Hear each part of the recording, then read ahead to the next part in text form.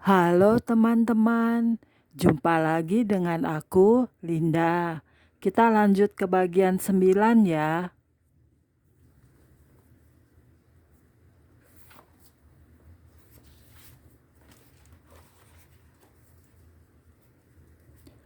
Oke, mari kita mulai. Alkitab mengatakan kepada kita bahwa para malaikat tidak hanya memberi perlindungan, tetapi juga memberikan pertolongan bagi umat Allah. Dalam Matius 26 ayat 53, Yesus berkata bahwa dia bisa saja meminta kepada Bapaknya untuk mengirimkan 12 legiun malaikat untuk menyelamatkan dia dari pasukan Roma ketika mereka datang untuk menangkap dan menyalibkan dia. Akan tetapi, dia membiarkan mereka menyalibkan dia sehingga dia dapat menebus dosa-dosa seluruh dunia, termasuk dosa-dosa Anda dan saya. Dalam Kisah Para Rasul 5, ketika beberapa rasul di penjara, seorang malaikat membuka pintu-pintu penjara tanpa diketahui oleh satu sipir penjara pun, dalam membebaskan para rasul agar mereka dapat melanjutkan pemberitaan Injil kepada orang-orang. Akhirnya mulai bertindaklah imam besar dan pengikut-pengikutnya, yaitu orang-orang dari mazhab Saduki, dan mereka menangkap rasul-rasul itu, lalu memasukkan mereka ke dalam penjara kota. Tetapi pada waktu malam, seorang malaikat Tuhan membuka pintu-pintu penjara itu dan membawa mereka keluar. Katanya, "Pergilah, berdirilah di bait Allah, dan beritakanlah seluruh firman hidup itu kepada orang banyak." Tetapi ketika pejabat-pejabat datang ke penjara, mereka tidak menemukan rasul-rasul itu di situ. Lalu mereka kembali dan memberitahukan, katanya, "Kami mendapati penjara terkunci dengan sangat rapinya dan semua pengawal ada di tempatnya di muka pintu. Tetapi setelah kami membukanya, tidak seorang pun yang kami temukan di dalamnya."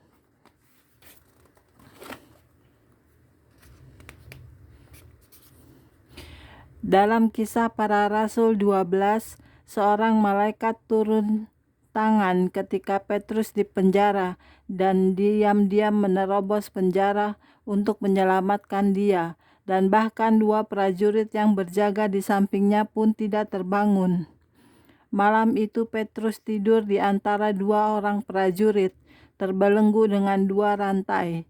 Selain itu, prajurit-prajurit pengawal sedang berjaga-jaga di muka pintu. Tiba-tiba berdirilah seorang malaikat Tuhan dekat Petrus dan cahaya bersinar dalam ruang itu. Malaikat itu menepuk Petrus untuk membangunkannya, katanya, "Bangunlah segera." Maka rantai itu lepas dari tangan Petrus. Lalu kata malaikat itu kepadanya, "Ikatlah pinggangmu dan pakailah kasutmu." Ia pun berbuat demikian. Lalu malaikat itu berkata kepadanya, "Pakailah jubahmu dan ikutlah aku." Lalu ia mengikuti malaikat itu keluar, dan ia tidak tahu bahwa apa yang dilakukan malaikat itu sungguh-sungguh terjadi. Dikiranya ia melihat suatu penglihatan. Setelah mereka melalui tempat penjagaan pertama dan tempat penjagaan kedua, sampailah mereka ke pintu gerbang besi yang menuju kota. Pintu itu terbuka dengan sendirinya bagi mereka. Sesudah tiba di luar, mereka berjalan sampai ke ujung jalan, dan tiba-tiba malaikat itu meninggalkan dia. Dan setelah sadar akan dirinya, Petrus berkata, "Sekarang tahulah aku benar-benar bahwa Tuhan telah menyuruh malaikatnya dan menyelamatkan aku dari tangan Herodes." Melalui beberapa penglihatan dan pewahyuan yang Allah berikan kepada saya mulai mengerti perbedaan yang tipis dalam peran-peran dari apa yang saya sebut sebagai para malaikat pembela dan para malaikat menyerang. Para malaikat pembela ini melindungi kita dari kejahatan dan mara bahaya dan segala macam serangan jahat setan. Mereka adalah para malaikat pelindung kita. Mereka melindungi kita bahkan pada saat-saat ketika kita tidak menyadari keberadaan mereka. Para malaikat penyerang melakukan perang yang aktif untuk melawan kubu-kubu musuh, penghulu-penghulu di udara, roh-roh jahat, kuasa-kuasa kegelapan, dan semua hal lainnya yang menentang pekerjaan Allah. Secara singkat kita akan melihat peran para malaikat penyerang ini dengan lebih detail. Mendukung pemberitaan Injil. Malaikat-malaikat Allah juga aktif dalam mendukung pemberitaan Injil. Mereka sangat tertarik pada keselamatan jiwa-jiwa yang terhilang. Dalam Lukas 15, setelah Yesus menceritakan perumpamaan tentang domba yang hilang, dia berkata, "Aku berkata kepadamu, demikianlah juga akan ada sukacita di surga karena satu orang berdosa yang bertobat, lebih daripada sukacita karena 99 orang benar yang tidak memerlukan pertobatan." Yesus mengulangi gagasan itu setelah menceritakan perumpamaan tentang mata uang yang hilang. "Aku berkata kepadamu, demikian juga akan ada sukacita pada malaikat-malaikat Allah karena satu orang berdosa yang bertobat." Pada masa aniaya besar yang akan terjadi di seluruh bumi, seorang malaikat akan memberitakan Injil kepada bangsa-bangsa di seluruh dunia. Yohanes menulis, "Dan aku melihat seorang malaikat lain terbang di tengah-tengah langit dan padanya ada Injil yang kekal untuk diberitakan kepada mereka yang diam di atas bumi dan kepada semua bangsa dan suku dan bahasa dan kaum, dan ia berseru dengan suara nyaring, 'Takutlah akan Allah dan muliakanlah Dia karena telah tiba saat penghakimannya, dan sembahlah Dia yang telah menjadikan langit dan bumi dan laut dan semua mata air.'" Pada bagian sebelumnya, kita sudah membicarakan tentang seorang malaikat yang menampakkan diri kepada Kornelius dan memberinya petunjuk tentang bagaimana dia dapat menemukan Petrus yang akan memberitakan kepadanya kebenaran tentang keselamatan melalui Yesus. Dalam percakapannya dengan Kornelius, Petrus mengacu pada ayat Alkitab yang mengatakan, "Tentang Dialah Kristus semua nabi bersaksi bahwa barang siapa percaya kepadanya, ia akan mendapat pengampunan dosa oleh karena namanya." Ini adalah ayat yang penting dalam Alkitab yang menekankan suatu kunci kebenaran tentang malaikat.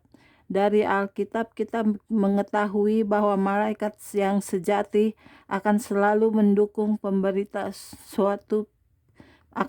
selalu mendukung pemberitaan suatu pesan yang ditemukan dalam firman Allah yang kudus. Penekanan yang saya berikan terhadap poin ini tidak akan pernah cukup, karena lagi-lagi setan akan berusaha memperdaya Anda dan menjauhkan Anda dari kebenaran tentang keselamatan melalui Yesus. Kornelius benar-benar mengalami kunjungan malaikat yang nyata, dan itu membimbing dia pada keselamatan dalam Yesus bagi dia dan semua yang ada di rumahnya. Marilah kita mengucap syukur kepada Allah atas keselamatan yang telah Dia berikan bagi kita melalui Tuhan Yesus Kristus, dan untuk pelayanan malaikat-malaikatnya dalam membantu pemberitaan pesan Injil terhadap jiwa-jiwa yang terhilang. Membawa umat Tuhan ke surga. Para malaikat juga memiliki peran lain, yaitu sebagai pembawa peti mati pada kematian orang-orang kudus Allah. Orang-orang percaya tidak perlu sendirian dalam menjalani transisi dari kehidupan menuju kehidupan setelah kematian. Bahkan dalam kematian kita, para malaikat melayani kita atas kehendak Allah. Ketika perjalanan kita di bumi ini sudah selesai, maka para malaikat akan membawa roh kita menuju kemuliaan, seperti yang mereka lakukan pada Lazarus. Yesus menceritakan, ada seorang kaya yang selalu berpakaian jubah ungu dan kain halus, dan setiap hari ia bersukaria dalam kemewahan. Dan ada seorang pengemis bernama Lazarus, badannya penuh dengan borok, berbaring dekat pintu rumah orang kaya itu. Dan ia ingin menghilangkan laparnya dengan apa yang jatuh dari meja orang kaya itu. Malahan anjing-anjing datang dan menjilat boroknya. Kemudian matilah orang miskin itu, lalu dibawa oleh malaikat ke pangkuan Abraham. Dalam suatu penglihatan tentang surga yang Allah berikan kepada saya melihat apa yang terjadi pada orang-orang percaya ketika mereka tiba di pintu gerbang surga. Jika Anda adalah seorang yang percaya kepada Yesus, ketika Anda mati, jiwa Anda akan meninggalkan tubuh Anda, dan para malaikat akan membawa Anda ke surga. Akan ada sebuah kitab yang dibuka, dan para malaikat akan menyambut Anda. Kemudian Anda akan diberi pakaian yang baru dan dipersiapkan oleh para malaikat untuk berdiri menghadap Allah. Ketika Anda berada di hadapannya, Anda akan menjadi seperti orang muda yang sempurna, meskipun Anda sudah berusia 100 tahun ketika Anda meninggal. Siapa yang tidak ingin melayani Allah yang dapat melakukan hal ini? Dia akan mengembalikan kemudaan Anda, dan Dia akan memberikan kehidupan yang kekal pada Anda, sehingga Anda tidak akan mengalami kematian lagi.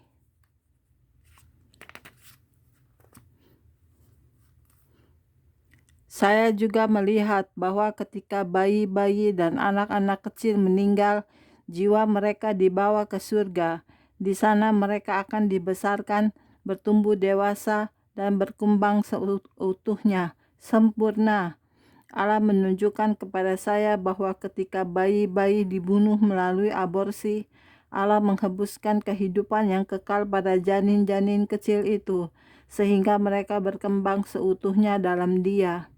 Saya melihat malaikat-malaikat memindahkan jiwa-jiwa bayi-bayi yang digugurkan itu ke surga, dan saya melihat Allah membuat mereka sempurna di altar surga. Betapa luar biasanya Allah kita. Senantiasa aktif. Malaikat-malaikat Allah senantiasa melakukan kehendak-Nya, termasuk melayani umat-Nya. Dalam pewahyuan yang Allah berikan kepada saya, para malaikat itu selalu bekerja, tetapi mereka tidak pernah tampak kelelahan atau berkeringat. Ketika mereka bekerja, mereka menunjukkan minat yang tulus terhadap apa yang manusia lakukan bagi Allah dan rencananya. Marilah kita memberikan komitmen kita untuk mengasihi dan melayani Allah dengan gelora semangat dan kesetiaan yang sama seperti yang dimiliki para malaikat itu. Marilah kita juga menghargai bantuan yang Allah kirimkan melalui para malaikat-Nya untuk memampukan kita melayani Dia, sementara Dia bekerja untuk menggenapi rencana-rencananya di dunia ini.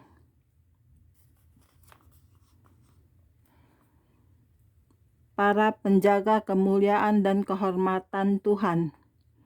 Kita telah melihat bahwa makhluk-makhluk surgawi itu menyembah Allah dan membantu umat-Nya. Peran besar yang ketiga dari para malaikat adalah membantu dalam peperangan Allah dan melaksanakan penghakiman-Nya atas dunia.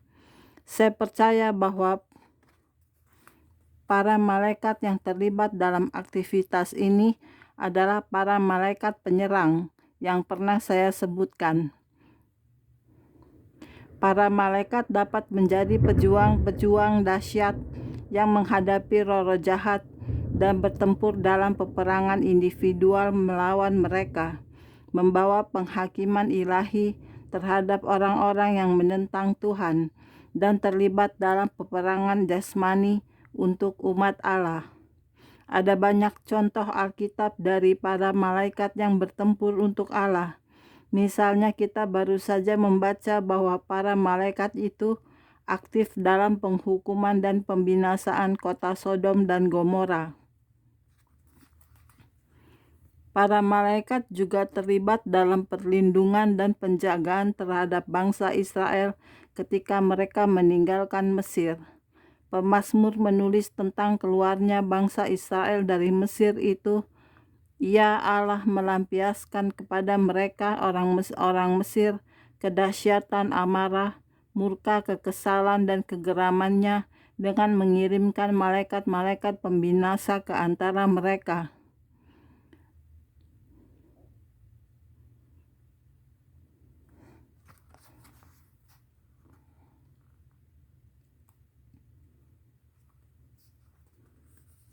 Dalam Keluaran 3:3, Allah mengatakan bahwa malaikatnya akan mengalahkan musuh-musuh bangsa Israel ketika mereka menduduki tanah perjanjian.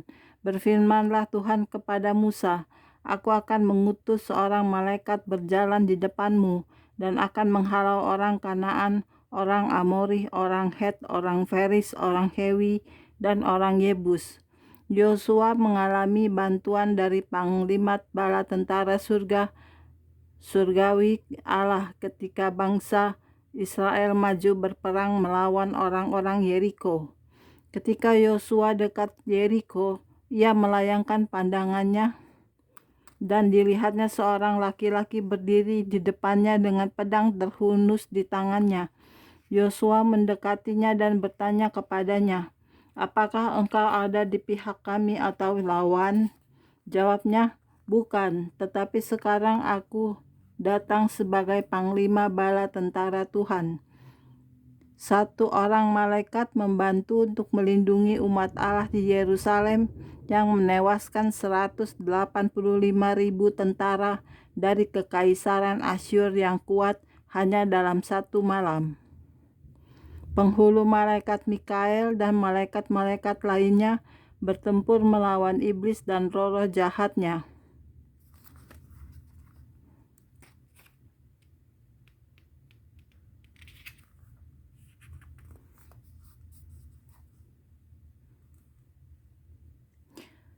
Kadang-kadang para malaikat ikut serta dalam penghukuman terhadap umat Allah ketika mereka tidak taat kepadanya. Dalam 2 Samuel 24, Allah mengutus seorang malaikat untuk mengeksekusi bangsa Israel dengan wabah penyakit karena Daud telah berdosa dengan lebih mempercayai jumlah tentaranya daripada Tuhan. Setidaknya 70.000 orang tewas sebelum Allah memerintahkan kepada malaikat itu, Cukup, turunkanlah sekarang tanganmu itu. Daud dapat melihat malaikat pembinasa itu. 1 Tawarik 21 mengatakan kepada kita bahwa itu adalah suatu pemandangan yang sangat mengerikan. Wabah penyakit itu berhenti ketika Daud bertanggung jawab atas dosanya, membangun sebuah mezbah bagi Tuhan dan memberikan korban persembahan kepada Allah, seperti yang Allah perintahkan kepadanya. Para malaikat Allah itu sangat antusias terhadap kemuliaan Allah, dan mereka bekerja di pihak Allah untuk mengatasi ketidaktaatan dan kejahatan di dunia. Ini adalah bagian awal dari peran mereka dalam membantu mengalahkan kejahatan pada masa-masa akhir.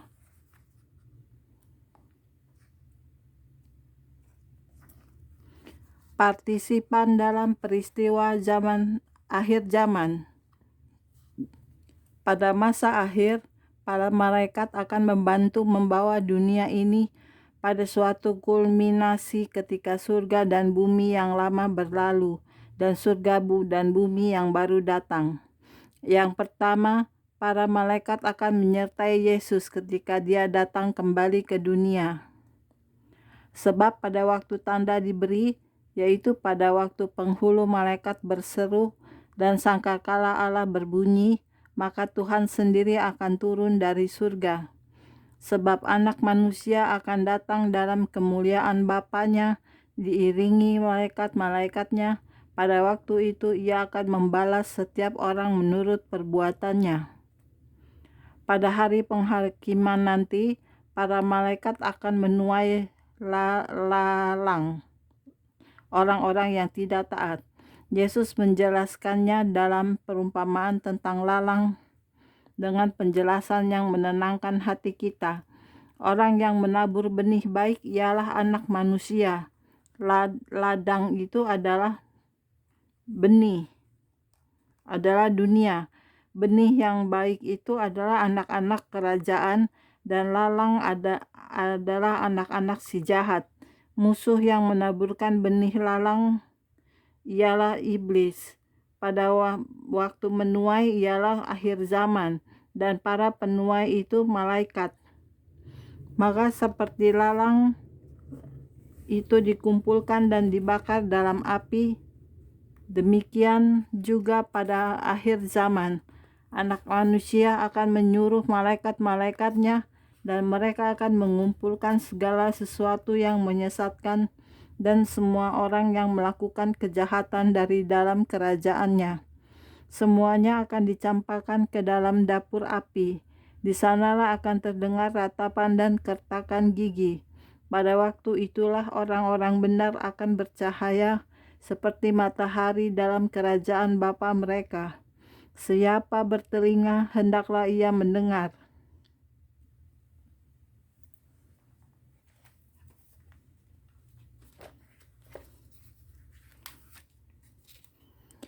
Oke, sekian dulu untuk hari ini videonya ya. Kita lanjut ke video berikutnya. Jangan lupa subscribe ya. Terima kasih. Tuhan berkati kita semua. Amin. Bye-bye.